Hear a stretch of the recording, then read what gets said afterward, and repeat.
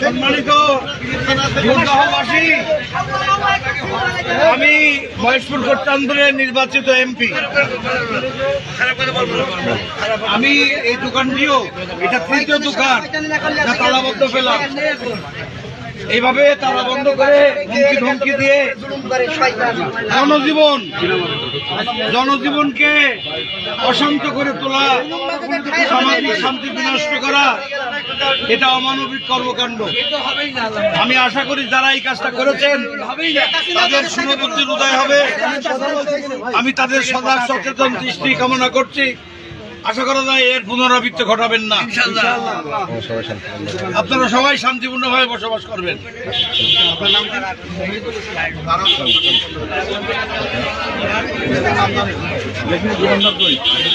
দোকানদার কিনা ভাই আপনি এটা খুলে গেলেন, খোলেন সব খোলেন।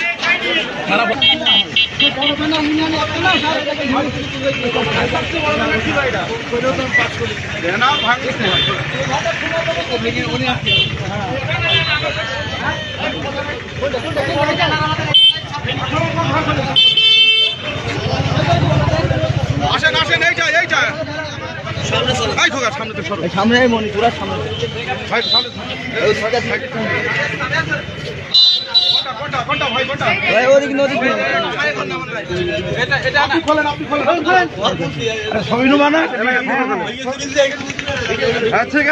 দেখতে পাচ্ছেন গোড্ডা বাজারে। আপনার নাম কি? আমার নাম আজিজুল রহমান।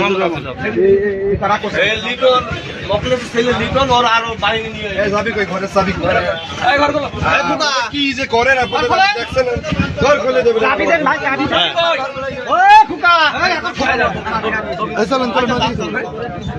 এটা তো নিশ্চয় দেখে কথা বলতে এই যাবি কই যে ঘরে যাবি কই আচ্ছা 679 সামনে দিতে হবে ওই বস্তা এইটা করে খুলে আর আমি একটা ব্যবসা করি এখানে কি অন্য কিছু কইতে থাকছিস একটা কাজে কই লিটার না হ্যাঁ তোমরা বলা ভুদা এমার কাজ করে আরে সাইড দাও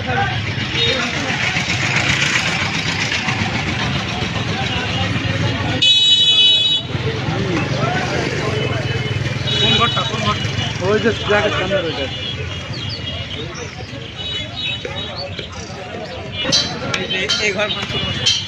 এই ঘর ভাঙচুর করেছে না?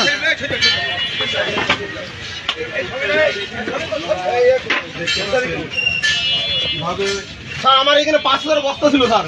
আমার দুইবার ঘরে আগুন ধরে দিয়েছে স্যার। দোকানপাট বন্ধ এবং দেখছে আল্লাহর রহমতে আগুনটা নিভে গেছে স্যার।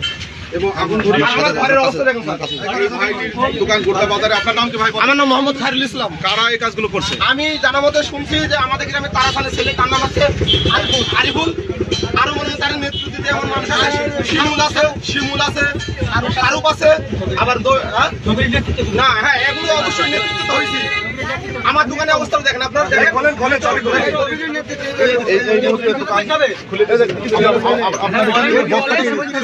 আমার বস্তা 4300 বস্তা খুলে গেছে।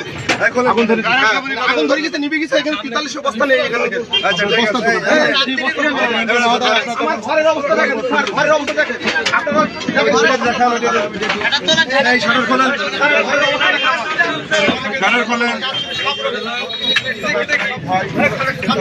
দাঁড়া দাঁড়া দাঁড়া দাঁড়া দাঁড়া মইনুদ্দিন কানবাড়ি। না না না মইনুদ্দিন এই লাইট নাই, এখানে লাইট নাই।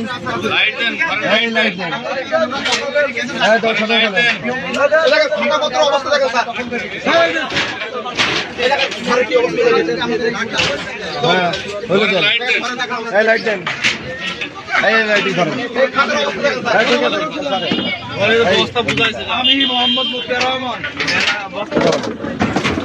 জাতীয় সংসদ নির্বাচনে নির্বাচিত মহেশপুর কোট্টাপুর নির্বাচনী এলাকা ঝিনাইদহ 83-3 আমি এমপি প্রার্থী। এই ঘরটি এমনভাবে ভাঙা হয়েছে এবং এই ঘরে অনেকগুলো বস্তা ছিল, তা আগুন ধরিয়ে দেওয়া হয়েছে এবং খাতাপত্রগুলো কি করুণ অবস্থা। যাই হোক, আপনারা সাক্ষী থাকেন, আমি নির্বাচিত এমপি এই করুণ অবস্থা থেকে আমার এলাকার জনগণকে দলমত নির্বিশেষে, জাতি ধর্ম নির্বিশেষে, আমি সকলের এমপি, আমি এই ঘরটি খুলে দিয়ে গেলাম। আশা করি এর পুনরাবৃত্তি যেন না ঘটে। মাননীয় এমপি মহোদয়, এই যে ঘরগুলো আপনি খুলে দিয়ে গেলেন গোড্ডা বাজারে, পরবর্তীতে যদি আবার এই ধরনের সহিংসতা হয়, আঘাত করা হয়, তাহলে কি আইনের পদক্ষেপ আপনারা যেতে চাচ্ছেন? আইনি পদক্ষেপে তো যে কোনো সময় যাওয়া যেতে পারে, অন্তত একটাবার সুযোগ দেওয়া উচিত মানবিকভাবে। এটা মানবিক একটা সুযোগ সুবিধা দেওয়া উচিত যে আমরা খুলে দিয়ে গেলাম, নির্বাচিত এমপি খুলে দিয়ে গেল, এরপরে যদি এটা পুনরাবৃত্তি ঘটে তখন সেটা সীমা ছাড়িয়ে যাবে। তখনকার প্রেক্ষাপটে যে পদক্ষেপ নেওয়া দরকার সেটা আমরা নেব ইনশাল্লাহ।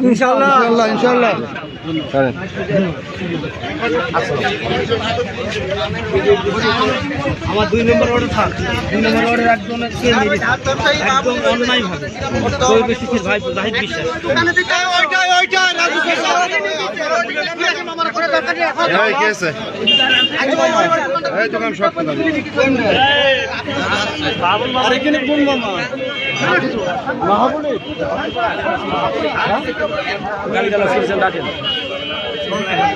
কি হয়েছে মামাবু?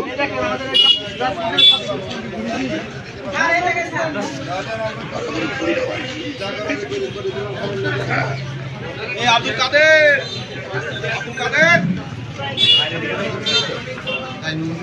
স্যার এই জায়গায়, স্যার এই জায়গায়, স্যার এই কিছুক্ষণ আগে হুমকি দিয়েছে যদি ধান ধরতে আমাদের অফিস ছিল এটার পাশে আপনারা সামনে চলে আব্দুল কাদের, আচ্ছা ওই আব্দুল কাদের ভাই,